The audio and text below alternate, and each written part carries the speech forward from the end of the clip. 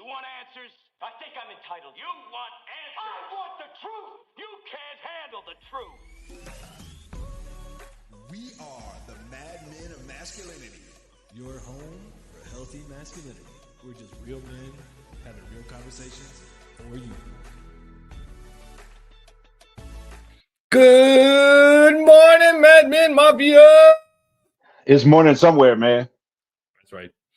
It's morning somewhere, and wherever it's morning, you need to know that I'm Kirk M. Samuels. And I am Jason B. Kendrick. And together we are the madmen of masculinity. That's right. We're just real men having real conversations for you. Right here. For who? For you. Masculinity. Better get that That's ticker right. up.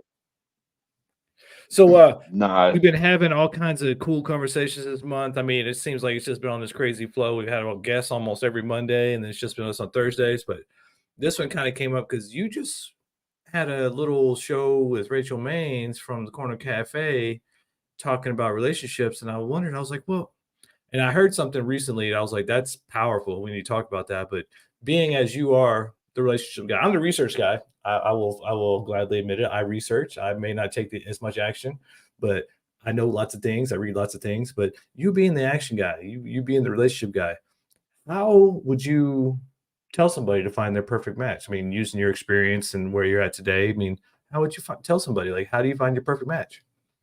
First thing I would tell them would be to like and subscribe to Men of Masculinity. That would help so much. Yeah, we're giving out free likes and free subscriptions. If you hit subscribe, we won't even charge you this month only. All free. This month only. Gratis. We got to, man. You know, let me keep it real, man. Every now and then I throw a little bit of personal stuff into the show here, but I don't like to put, you know, my private life on center stage too often. But I think it's a little bit apropos here today. You know, I had the honor coming up on 3 months ago. I went to public school, so it took me a minute to count to three. I had the honor almost 3 months ago to marry a phenomenal woman, and you know, man, it's been absolutely great. You know, I don't put her, you know, pictures and business. We don't do the hey, look at us all on social media and all that kind of stuff. I don't, you know, it's just a personal thing for me and for her, and it's pretty cool that I get to meet. I met somebody that, you know, that's totally, you know, on the same page with that. And you so everybody off when you're not showing no pictures, you're not showing no dates, you're not showing no nothing, and all of a sudden you're like Mr. and Mrs. Kirk Samuels there, but it's like, what?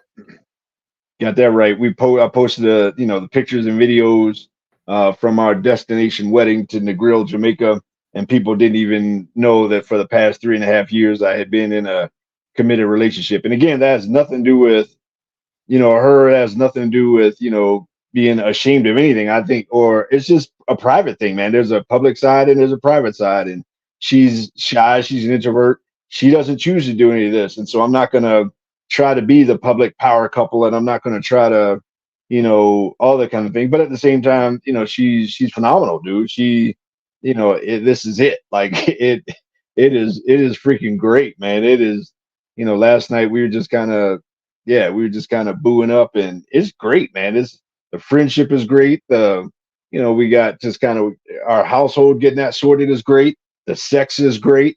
I mean, you know, it's fantastic. I mean, and as it should be. You know, we both like the same stuff, and we both don't like the same stuff. I could go in details, but you know, you don't need to know all that. But I mean, it's just phenomenal, man. And so, but part of the back narrative to this project right here, the 7 Secrets of Modern Dating, the he said, she said guide to getting from single to spouse, which, you know, one, Jason B. Kendrick is a major contributor to. You know, part of that was, it's almost like a documentation of the journey over the last 3.5 years in terms of the process from couch to spouse. And so, man, just, you know, it's a pretty amazing thing, man, when you can. I never told anybody this, didn't tell her this, you know, but the morning of our wedding, I handed her a letter that I had written 3 years before her and I met. And I wrote that letter on an airplane to my future wife. and it was phenomenal. I hinted about that a little bit in the book. I hinted about it because I didn't want her to read it and know it was coming. But it's phenomenal to read that, for her to read that letter, and to not only, and it wasn't even like just pie in the sky. Like, I was describing what ended up being her. I was describing what ended up being, my wife, years before I even met her. And it's pretty dang cool. I mean, it freaked her out to read, and she's like, wow. I mean, she showed up in tears and all that kind of stuff. It's pretty cool. And so, anyhow, all that to say, I'm definitely not an expert per se. I mean, we still, I'm still broken. I'm still selfish. Last night I told her she's spoiled because of me. She's spoiled and it's my fault, but I'm selfish and it's her fault. I'm selfish because, man, she caters to me, man, and it's pretty cool. I don't brag, but I'm not ashamed of it either, man. It's pretty phenomenal. And so, I wish that everybody could experience, this type of relationship, even when it ain't perfect, even when we can't stand each other and all those kinds of things. It's pretty cool. Well, and now we got the result and where you ended up, but we're going to get into kind of the how to and talking about the book. The first step, the first secret is to look in the mirror. And for most of us, or I'm going to say in general, most of the folks out there who are struggling to find the right one, the right match, the perfect match, they don't know themselves enough to know who the perfect match would be because they haven't done the inner work. They're still living out their traumas and basically recycling those traumas with somebody else. You get, the same person with different faces, different bodies, but you're having the same reactions, the same relationships, the same traumas, the same dramas, and all those things. So it starts with you looking in the mirror, and if you're like us, I mean, Kirk and I both got to a point where, like, look in the mirror, like, oh, in all of this mess in all my life, I'm the common denominator. So maybe I should start getting some help. Maybe I should start talking to somebody. Maybe I should start figuring out what's going on underneath so that I can use that to better myself in the future and make a better match and make a better decision in the future. So first and number one, if you want to find the perfect match, well, you got to know who you are. And that really starts with digging into what are your traumas? What is your upbringing? What are the things that are basically running your life? Because for most of us, we don't realize there's a little 8-year-old inside of us running our lives, a little traumatized 8-year-old boy or girl running our lives. And we wonder why. Well, I'm an adult. I'm at this age. Why am I acting this way? Well, it's because there's an 8-year-old pulling your strings. You're like the little puppet on the strings of a little 8-year-old inside you who is traumatized and needs to be loved and nurtured and healed before you can find that person or attract that person who would be your perfect match. But it all starts with you in the mirror. You can't be any more right, man. That for me, that was the beginning. I had a 30-year addiction to pornography and was wondering why none of my relationships were working out in the long term. And it was because that was more important to me than everything else. That was my first primary relationship. That was my God. That was my finances. That was where I spent all my time, my focus, all those kinds of things. And so had to, stuff like that is how you got to fix and I kept ending up in relationships where, I was in relationships with controlling women, for example, or I was looking for a mama figure, somebody to nurture me and all these other kind of things. And, a lot of times we want to begin that journey by looking in the window, but in actuality, we need to begin that journey by looking in the mirror and understanding that you're the only factor, the common factor in every bad relationship you've ever had. And so when you go in before you go out, that's the beginning of it all. And then you begin to plant seeds, and then you begin to, to once you get to that place, then you begin to aspire to share the greatness that you are and that you become with somebody else, man. And you begin to plan for that and all that kind of stuff, man. I mean, I literally put my first $20 bill in an envelope for an engagement ring when I wrote that letter 3 years before I met my wife. And her engagement ring, I paid cash because all along that time I was putting a little bit of money in that envelope, and when we found the ring, I literally just went in pulled out a wad of cash, went in there, plop plop. But all that kind of stuff began. The genesis of all that was looking at this guy, and when I can work on this guy, you know, I had a 40 plus 30, 40-year-old man trying to protect a little wounded boy that was inside of me. And I love that you said 8, because I think that's around the age range where a lot of us are traumatized in some kind of way, whether it's trauma through somebody else or through life or whatever. And a lot of us, I think, are trying to nurture and protect, a little 8-year-old that's wounded, as opposed to healing that 8-year-old. Yeah, we don't realize why, excuse me, why we keep creating the same things over and over again, because we haven't realized that there's a little 8-year-old inside of us that's pulling the strings and running the show. But I love that you brought up the letter, because the thing I saw was a guy talking about, I was in a room full of ladies, talking to them and told them, I'm going to teach you how to find your perfect match. And of course, all the ladies on the edge of their seat, like, ooh, he's going to teach us. And he said, write down every characteristic, and this goes for men and women. Write down every characteristic you want in your partner. Write down age, height, income, personality, how they're going to support you, how you're going to be, how your life's going to be. Write down everything. I mean, write down all those little things. I'm sure you've done this. I know I've done this in the past. And then once you get done writing that down, scratch out their name or who they are and write your name, and become all those things that you want in that partner. And it's great because it sounds like, and I'm pretty sure, because I know you pretty well, whatever you wrote down, you use that as your guidepost or your recipe or your directions to, well, this is what I got to become to get this person.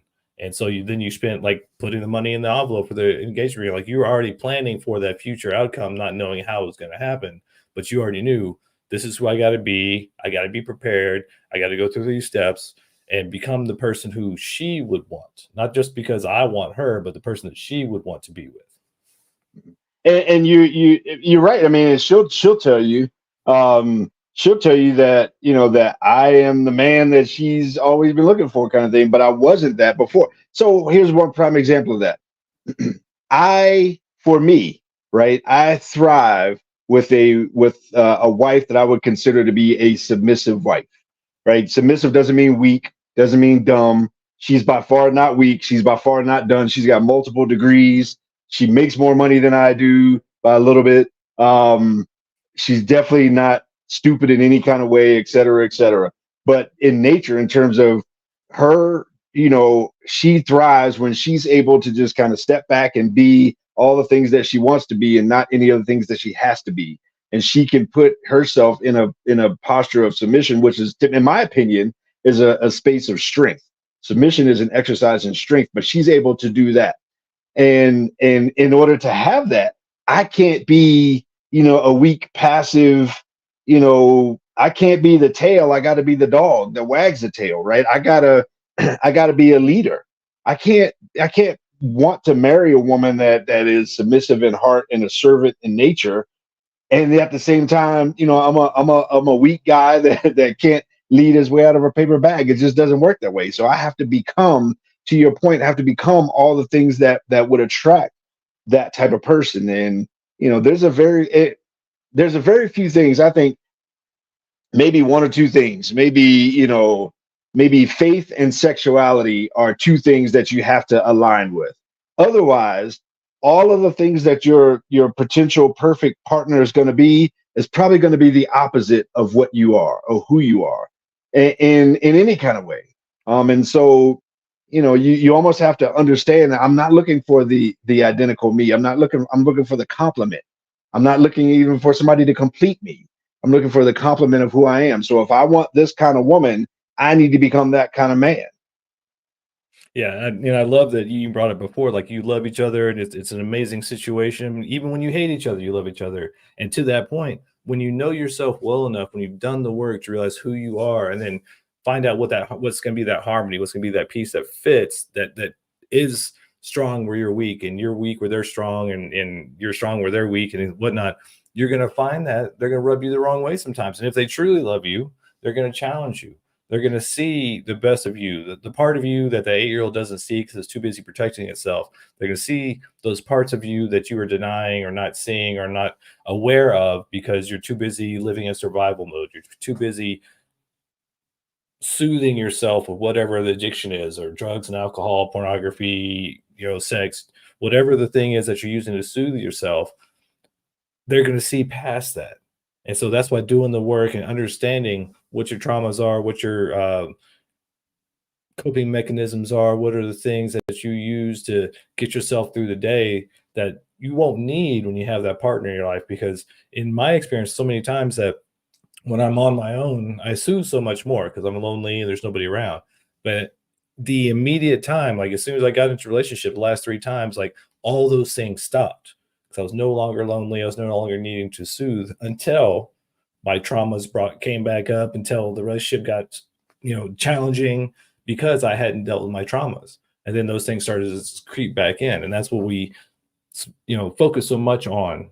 You need to work on yourself and know yourself so that you can actually see and accept a person who would be the perfect match for you. Because most of us, that perfect person could stand right in front of you and say, I'm your perfect person. And you wouldn't see them, you wouldn't hear them, you turn around and walk away because you don't even know who you are and what you need and what would make a good match for you because you haven't done the work to talk it out or to even get underneath all the emotions running your life, to get underneath all the traumas running your life, to get down to that inner child who needs you to raise them and heal them so that you can be the adult that you want to be in the world. This is something that came up in, we had a little at-home date night last night, and by that I mean we got busy. Don't want to put your business out in the world or nothing, but hey, man. Hey, we're healthy in that way. But somebody, one of you, when 2 people get together, somebody's going to be the coloring book and somebody's going to be the box of crayons, right? And so, you need to figure out which one you are and which one /are and want to be, and then recognize that the other one is going to be, the opposite to that to some degree. The other one is going to complement again that, my coloring book may have lines and it may have the overall, big picture, but her crayons turn that picture into a portrait, right? It gives it color, it gives it life. We like to say around here, I'm the house and she's the home. Like I'm the structure and the space and the walls and the doors and the boundaries, but she makes our home like home, like a home. And so you got to understand, all of those dynamics and all those back and forwards. But all of that starts with all of it starts with knowing yourself and growing yourself into, the person you are and all the things that you even want to be in order to attract the person that is the person that's supposed to be with you. Yeah, it's so funny how many friends of mine and how many people I know who, when they first met the person they ended up with, either couldn't stand them or didn't see any benefit, or didn't see any of those qualities that they finally got out of their own way to see later on down the road. And it's funny because I've gotten to a point, and I joke about it, but I even coach this, that, you want to get to a point where you can live as happily as you can be on your own without a partner. And then that energy will attract somebody who matches that. And that's why a lot of times you meet somebody who could be the perfect person for you. You don't even see it and you won't recognize it. However, they stay around long enough. If you open up long enough, drop your guard, drop all the boundaries and all the traumas around you, then you start to actually see them for who they are. I've had so many experiences where I'm trying to get to know somebody, but because they consider judging me by their past experiences by other people as wisdom, then they can't even see who I am. And I see that in so many occasions with so many people where they're not even able to see the person in front of them because of all the traumas, in their ear that they're remembering from the past. So you do something that they associate with that past trauma, and now you're that person. They don't even see you for who you are. And that's why looking in the mirror, dealing with trauma, getting therapy, getting counseling, and healing the inner child within you that's running the show will get you to that perfect match, will get you that perfect partner. And if you're not there, then it's time to stop trying to fill that void with somebody else and start to fill it with yourself. And once you do that, once you feel whole and complete within yourself, then you will be a match to that person who will actually be a harmonic match, will be a harmonious match to you. Mhm. Yeah, when when I first met my wife, and we did meet online. We met on Facebook dating. This was 2019, the end of See everybody on 2019, Facebook and dating. There's still hope. there's still hope, man. When we first sat down at Starbucks, I was like, man, I can have fun with this one, but this ain't going nowhere, man. Like, like I said, we can have a little fun, but nah. And I mean, and there are various reasons for all that kind of stuff, and a lot of that was me. I was kind of, a little bit jaded. I went on several copious amounts of coffee dates and all that kind of stuff. And to your point, I just kept seeing the same, narcissims over and over again. And it's like, I mean, man, what is up with these women? And I kind of given up hope and all those kinds of things. And so when she came along, I kind of put her in that same box as well. But then I saw, over some period of time, I was sick and, she dropped off, some food and different things like that. And, I saw these things and I'm like, oh, wait a minute. Okay. Maybe, maybe there's some hope. And I probably took too long.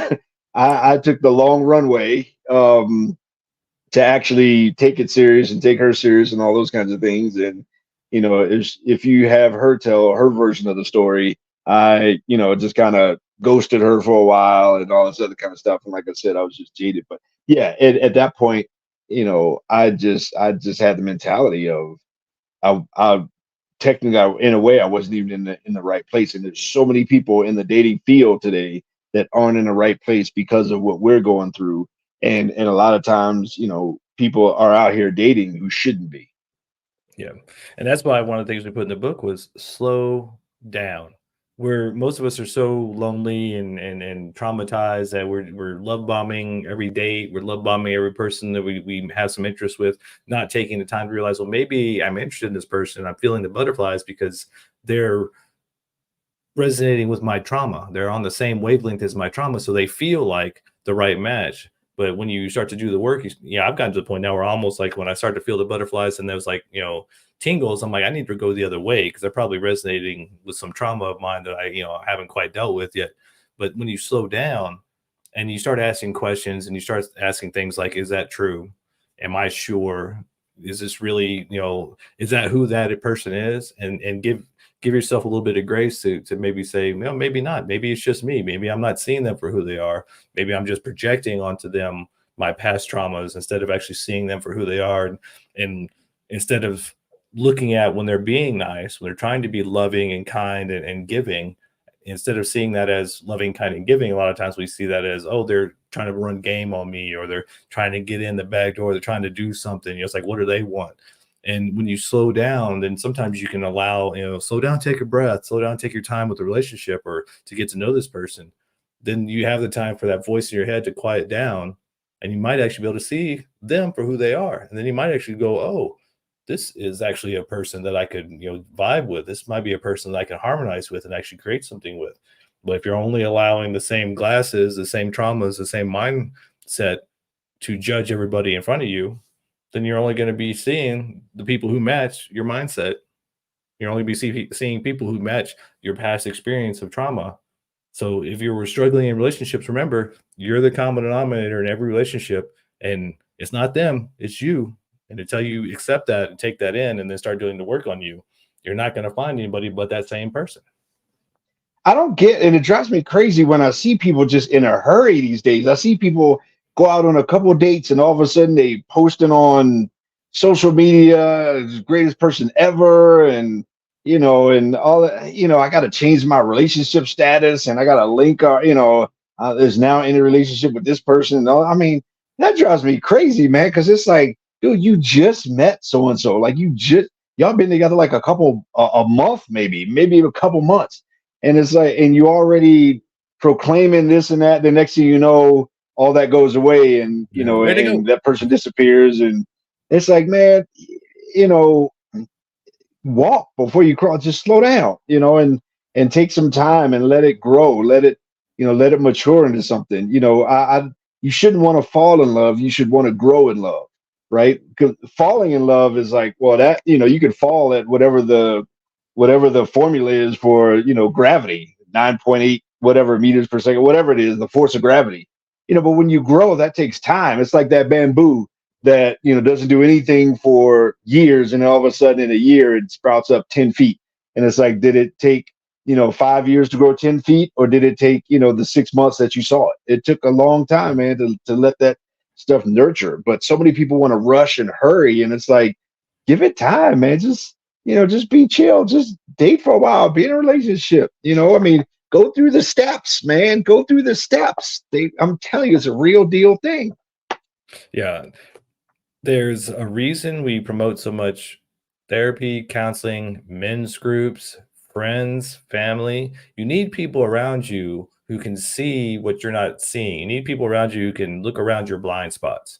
And especially if you're on that journey and you're new to that journey, you're just starting to dig into, who you are in therapy and counseling and things, you definitely need people around you, because it's that 12-step, two-step all over again. You're going to take a few steps forward. You're going to understand yourself, but then you're going to step back and fall into those old mindsets, those old traps, because those feel comfortable. You got to build those new muscles. You got to build those new neural pathways, and that takes time. So having people around you will save you a lot of heartache, because if you don't have people around you and you're trying to white knuckle it, do it on your own, when you step back, you're going to fall right back into that same pattern. You're going to fall right back with that same person with a different face. You're going to fall right back into the same trauma. And without people around you to support you, you may take that as, oh, I'm not good enough. I'm not worth it. I'm doing this counseling. It's not working. It must be them. It's not me. Having people around you, having a group of guys around you, having therapists, counselors, somebody who can see the blind spot and ask questions like, are you sure? Is that really what's going on? Or is that just your projection on this person? Or is that just your trauma coming back up for you to revisit so that you can heal it again? Because it usually takes a while. You get to that point where first you have to recognize the trauma. Then you have to experience it a few times so that this is what's going on. Oh, I'm starting to create the same thing. I'm starting to attract the same person. And once you get to the point where you can see that coming and then stop it, that's when you've crested. That's when you hit that fulcrum point, and now you can change that behavior. But it takes that time, those steps, to get to that point where you can recognize these behaviors that have been running your life. I mean, read any of Joe Dispenza's work, all of the neuroplasticity stuff. This is how you get to that point. You get to that point of understanding who you are by seeing it and having somebody point it out to you so that you can kind of go, oh, I didn't realize I did that. It's like, hey, man, did you know that you have a weird, winky thing, or you do this thing? Oh, I can't see myself. I didn't know. Oh, well, let me tell you. Let me show the mirror to you so you can see this is what we see. And until you're willing to do that, it's very unlikely for you to find your perfect match, because you're not there yet.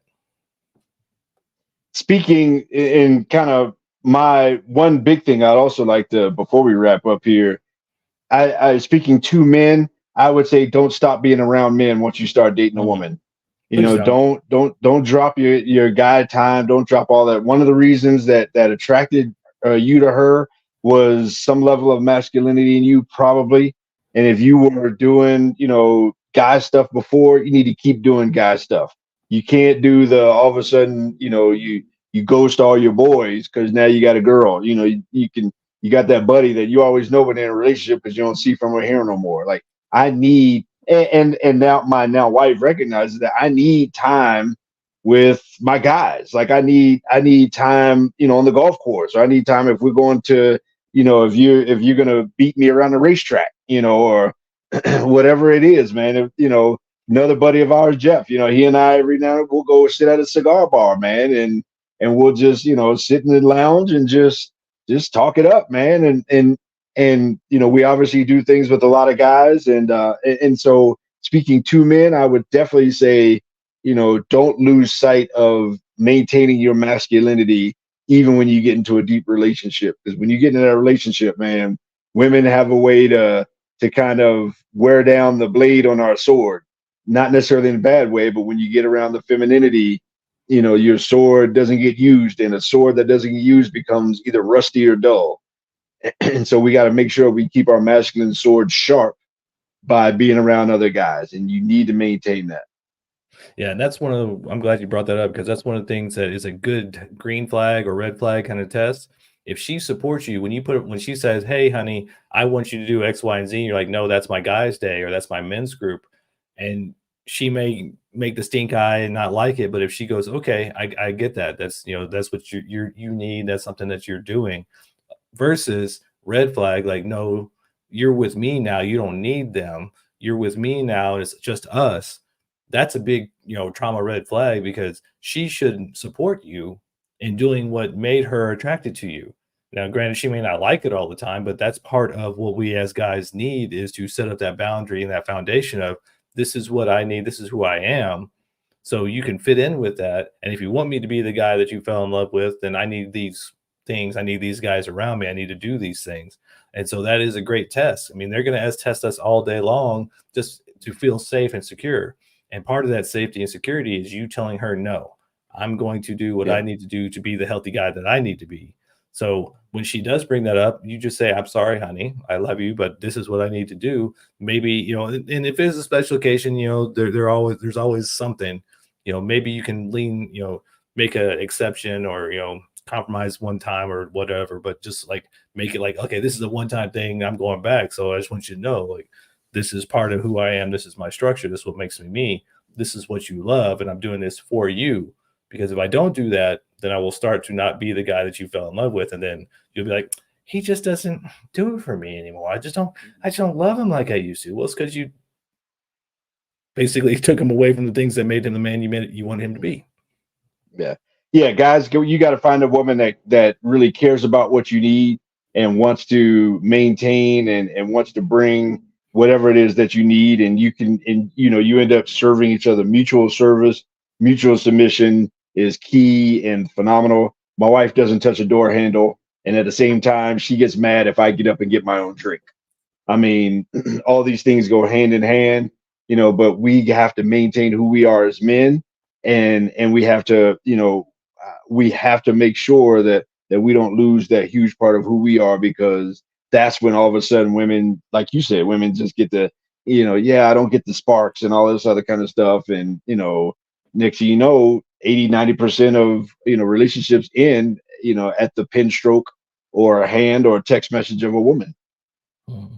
Yeah, but when they start to get the ick, it's usually because we're not being the man in the relationship. And it's not easy for guys, and we're not trained because we don't have the healthy father figures around as much as we used to. So they don't tell us that she's like the wave on the beach. She's going to try to wear you down, but you got to be strong. You got to be that foundation. Allow her to just break on that. And she'll respect you every time you don't bend. Every time you don't break, she respects you more and more. Then she feels safe. She feels like you got her back. You are providing, protecting her. But when you just let her wear you down, and that's, I think, one of the things we don't get taught and we don't realize is like, we have to expect that. So many guys nowadays, because of the nice guy syndrome, they're like, I don't understand. I'm doing everything for her. I'm doing everything she asked me to, and she hates my guts. Well, it's because she doesn't want you to do everything for her. She doesn't want you to do everything she asks. She wants you to be a man with a backbone and foundation. And so being the best guy you can be starts with you.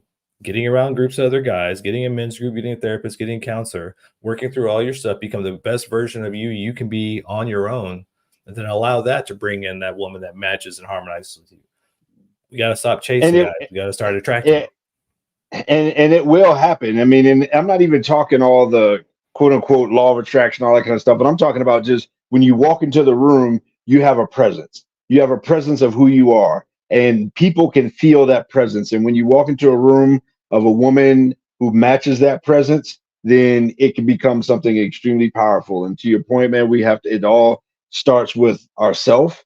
It all starts with fixing us and working on us, and then allowing that to happen, allowing that to bring the woman into our lives that we need and that we deserve, and that makes us that's the complement of who we are, that brings us peace when we walk into the door. Somebody that cares, that maybe you like her to look sexy with something on when you walk into the door sometimes, whatever it is. And then at the same time, it's not just about us receiving, but then we return that. We provide, what she needs. And when we provide what she needs, then we just let her fill in the blanks. And then, man, that's how you find your perfect match. And if you need a little guidebook, if you want a little support, you're not ready to hit the counselor, or you're not quite sure yet, make sure you pick up your copy of 7 Secrets of Modern Dating, the He Said, She Said Guide to Getting from Single to Spouse. It's on Amazon, #1 in 7 categories. Both he and I contribute to this with 2 other fabulous ladies who were dating coaches and whatnot. So this is a great way to start. And then talk to your boys. Holler at us. We both do coaching. We both do counseling. And if you're in the Denver area, come out May 10th. We're doing the Denver Great Minds. I'm emceeing that thing. Kirk's going to be there. We're going to have a good old time, do some networking. Look up denvergreatminds.com if you want to go to that. And otherwise, make sure you like and subscribe. Bring the smoke to us because we can handle it. We love y'all. Until next time, Mad Men out.